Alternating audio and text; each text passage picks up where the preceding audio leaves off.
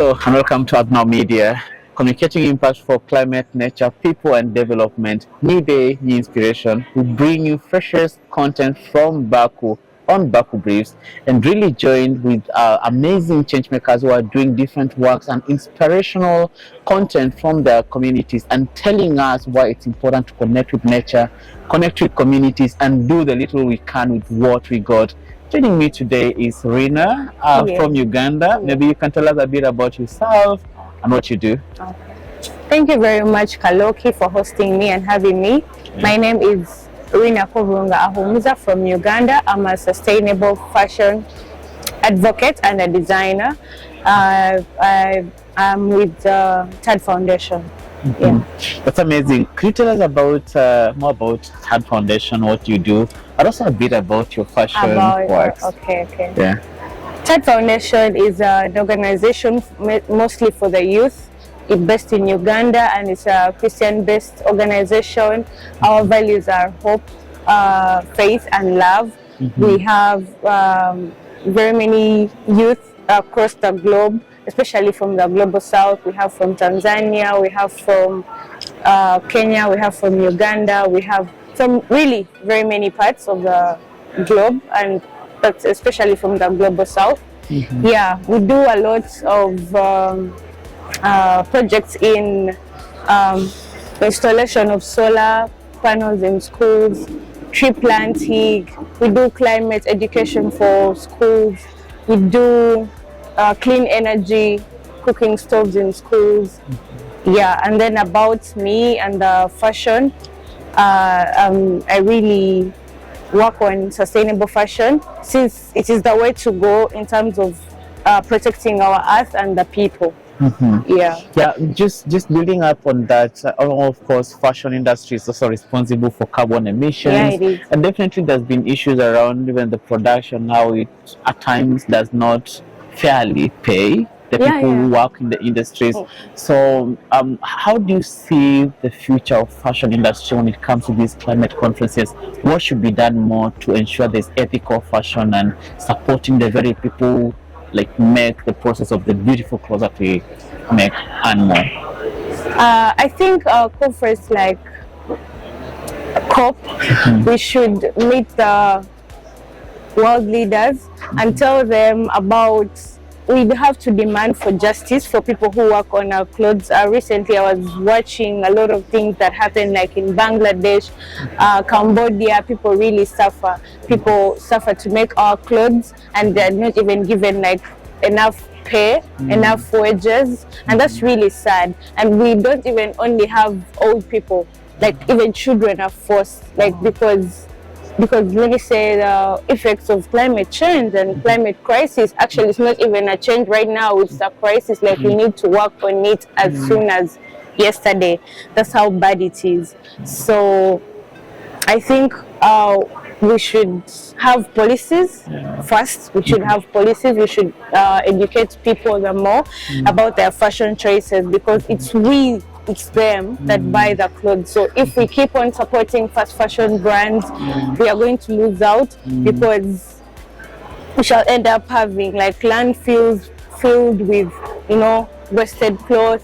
And also I think it all starts from policies, educating people, and so that we have better fashion choices. If your cloth is has worn out, you can repair it. That's why we have upcycling projects. We should have upcycling projects. They should be done in organizations.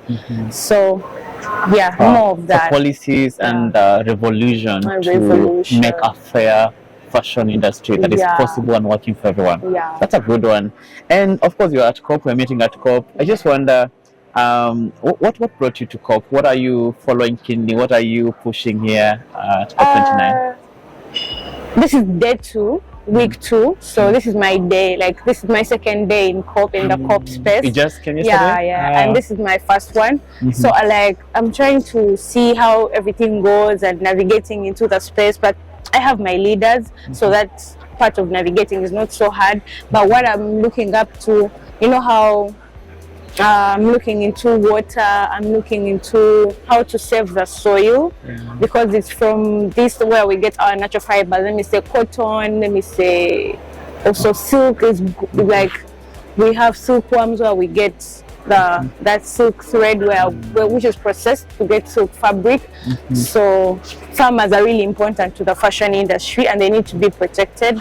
And so far that's what I've seen into plus the youth, the youth and how their voices are needed, because they are the future leaders and we are already leaders, but people will look up to us in the future. So save the soil, protect our waters, and ensure that we empower the communities who are doing the work they're doing to make a better world, but also to support the movement, right? And the aspect about youth leadership as well, you know, like young people are not just leaders of tomorrow, they are leaders of today, and people like Rinah already leading through the fashion industry and through such foundation, the third foundation that is actually engaging young people in Uganda and across Africa to bring about the change that we need in the climate space.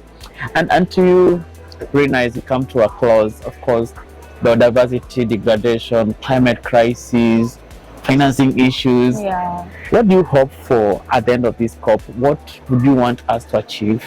Are you seeing any hope for climate finance? I do, because I was listening to people and I even joined them in an action that were demanding for climate finance, and I hope there will be a change, because it's really bad when we keep silent, but when we get up and we speak, I'm sure we are heard, even though you're given like 1 minute or 20, it just doesn't matter. But if you speak, but if I'm quiet, then they won't know about me. But then I have a feeling that those leaders are hearing. They're hearing. They just have to act, and like act times 1,000 times or a zillion times on what the people are demanding. Because those people, we really know what we are representing. We are representing communities. We are not here to just sit and keep quiet.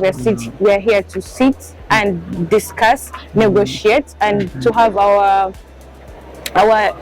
interests put in their hearts, so that they can also, you know, fund these things that have happened, like Mr. loss and damage, because communities have different solutions. Some communities need like money for loss and damage, some communities need for adaptation, some need for a just fair transition.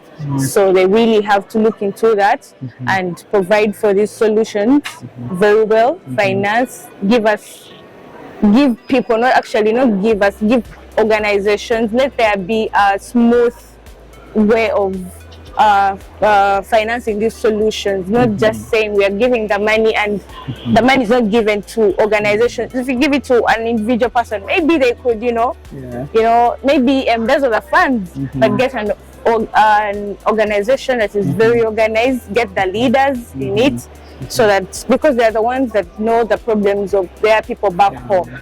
So definitely, let's organize, let's keep pushing, and let's trust that actually through our works back, our leaders are going to really make the best outcomes out of this conference. And I think that brings us to the last question to you, Rinah. There are many women, many young people who are watching you back in your country, across the world indeed. And I wonder what your inspirational word will be to them. Could you just look at the camera and inspire them in your own words? Okay, as we conclude, thank you very much, Kaloki. I would like to call upon everyone to join us, because it's not like a one army thing, and no man is an island. So we have to act now. We have to speak up so that we can be heard. We have to stand so that we can be seen, and work towards this. Like, we have to move together in solidarity for a green world. Wow, let's work together in solidarity for a green world. Rinah joining us from Third Foundation and a sustainable fashion advocate, all the way from Uganda, but in Baku, bringing this narrative, these stories, and these realities for the world change makers to hear and for world leaders to take action. Thank you so much, and keep tuned at Adnor Media Platforms, Climate Communications for Climate Impact, Nature and Development. Thank you.